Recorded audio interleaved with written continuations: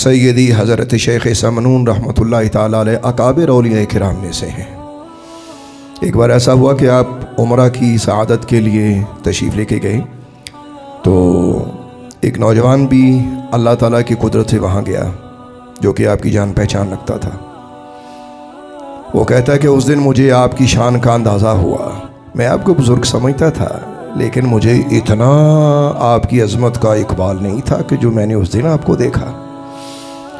کہتا کہ میں نے کیا دیکھا کہ رات کا آخری پہر ہے، ایک ہستی طواف کر رہی ہے، تو دوران طواف کعبہ ان کے سر کے اوپر ایک نور ہے جو کہ اللہ کے آسمانوں تک جا رہا ہے، اور وہ ہستی دوران طواف مسکرا بھی رہے ہیں اور عجب ناز و انداز سے چلتے ہوئے اللہ کے گھر کا طواف کرنے میں مصروف ہیں۔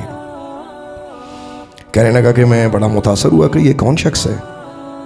پھر نور الہی دیکھ کر تو میں دنگ رہ گیا کہ اے اللہ، کیا آج بھی تیرے ایسے لوگ موجود ہیں کہ جن کا یہ مقام و مرتبہ ہے تیری بارگاہ میں؟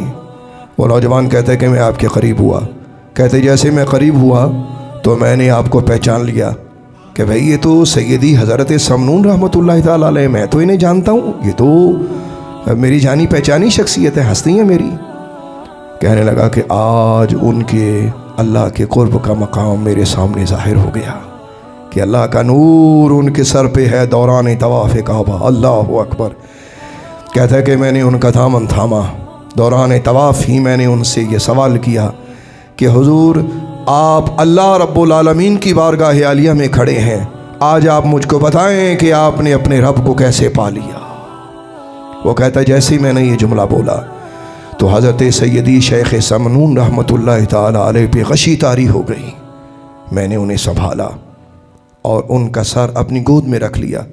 جیسے ہی انہوں نے آنکھیں کھولیں تو میں نے کہا حضور آپ پہ تو غشی طاری ہو گئی، میں نے ایسا کون سا سوال کیا تھا؟ تو رو کے فرمانے لگے جب تو نے کہا نا کہ اللہ رب العالمین کی بارگاہ اقدس میں کھڑے ہیں، تو اس کے بعد تم نے مجھ سے سوال کیا تو میرے ذہن میں مان یہ بات آئی کہ اللہ تبارک و تعالی وحدہ لا شریک کے حضور جب قیامت میں پیش ہوں گا تو اصل حاضری تو میری اللہ کے حضور اس دن ہے۔ تو جیسے ہی یہ خیال میرے ذہن میں آیا تو مجھ پہ غشی طاری ہو گئی۔ تو بیٹے تم نے جو سوال کیا اس کا میں جواب تجھے دیتا ہوں۔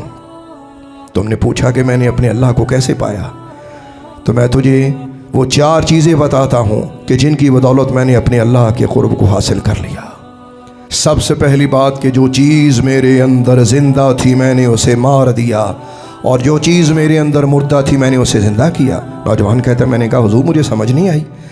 آپ نے ارشاد فرمایا کہ نفسانی خواہش میرے اندر زندہ تھی میں نے اسے مار دیا، اور میرا دل مردہ تھا میں نے اسے زندہ کر لیا، اور دوسری بات کہ جو نظروں سے اوجھل تھا میں نے اسے آنکھ کے سامنے کیا، اور جو آنکھ کے سامنے تھا میں نے اسے اوجھل کیا۔ نوجوان نے پھر کہا حضور مجھے سمجھ نہیں آیا۔ فرمایا جو چیز نظروں سے اوجھل ہے وہ ہے عالم آخرت، زمانہ اس کی پرواہ نہیں کرتا، میں نے آخرت کو اپنی نظر کے سامنے رکھا، اور دنیا کا مال متاع عیش و عشرت یہ نظر کے سامنے ہوتی ہے، سب اسے دیکھتے ہیں، میں نے اپنی نظر سے اس کو گم کر دیا۔ اور تیسرا یہ کہ جو چیز میرے نزدیک فانی تھی میں نے اسے باقی کر دیا، اور جو میرے نزدیک باقی تھا میں نے اسے فانی کر دیا۔ اس نے کہا حضور یہ بھی سمجھ نہیں آئی۔ آپ نے ارشاد فرمایا کہ میرے نزدیک تقوی و طہارت فانی تھا، مطلب میں اسے کچھ بھی نہ سمجھتا تھا، میں نے اسے اختیار کیا، اور دنیا کو باقی سمجھتا تھا کہ دنیا ہمیشہ رہے گی، میں نے اپنی دنیا کو نظر فنا سے دیکھنا شروع کر دیا۔ اور چوتھی چیز یہ کہ لوگ جس چیز سے وحشت کرتے تھے میں نے اس سے انس اور محبت کرنا شروع کی، اور جس چیز سے لوگ انس اور محبت رکھتے تھے میں نے اس سے وحشت کرنا شروع کر دی۔ اس نے کہا حضور اس کی بھی سمجھ نہیں آئی۔ آپ نے فرمایا کہ لوگ عبادت سے وحشت کرتے ہیں، دنیا کو چھوڑنا لوگوں کو مشکل لگتا ہے، یعنی کہ دنیا کی لذتوں کو چھوڑنا لوگوں کو نہایت وحشت ہوتی ہے ان باتوں سے۔ اللہ کے حضور بیٹھنے سے لوگ گھبراتے ہیں، نیکی کرنے سے لوگ وحشت زدہ ہوتے ہیں، میں نے اس کو اختیار کیا، اور دنیا کی زندگی میں لوگ لذت محسوس کرتے ہیں، لوگ اس سے انس رکھتے ہیں، محبت رکھتے ہیں، میں دنیا کی لذتوں سے وحشت کرنے لگ گیا۔